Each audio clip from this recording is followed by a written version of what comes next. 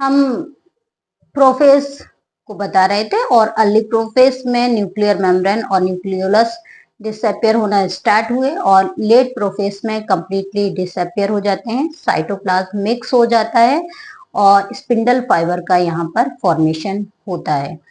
अब जब late prophase complete हो जाती है तब मेटाफेज आता है, यानी जो क्रोमेटिड का फॉर्मेशन हो गया है, जो क्रोमोसोम्स हैं, जो क्रोमेटिन फाइबर हैं, इसके बाद में प्रोफेज के बाद मेटाफेज पोजीशन आती है। और मेटाफेज में याद रखना है, मेटा का मतलब होता है बीच में।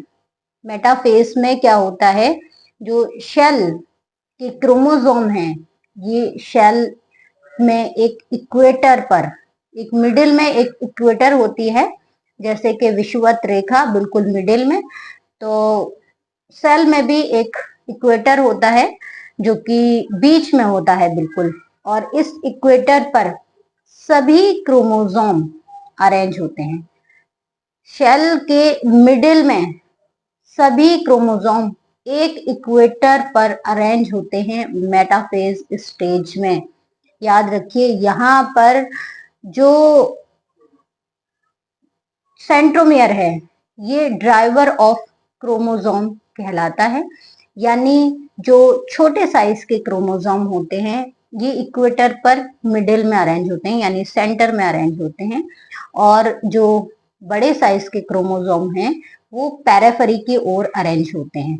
होता इक्वेटर है, तो इक्वेटर के जो मिडिल पोर्शन है वहां पर स्मॉल साइज के क्रोमोसोम और लार्ज साइज के पैरेफरी की ओर अरेंज होते हैं।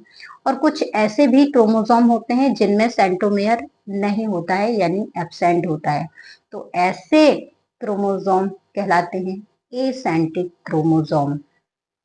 क्या कहलाते हैं? Eccentric chromosome. और जो फाइबर होते हैं जिन पर की क्रोमोसोम अटैच होते हैं, जहां ये क्रोमोसोम फाइबर अटैच होते हैं, सेल में भी भाई ये फाइबर का भी एक अटैचमेंट प्लेस होगा, तो फाइबर, स्पिंडल फाइबर जहां पर अटैच होते हैं वो प्लेस कहलाता है काइनेटोकोर। क्या कहलाता है? काइनेटोकोर।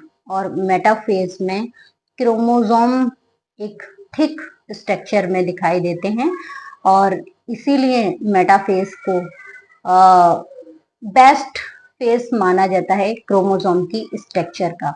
स्ट्रक्चर याद रखिए, संरचना यहाँ पर कैसे होती है? थिकेस्ट होती है।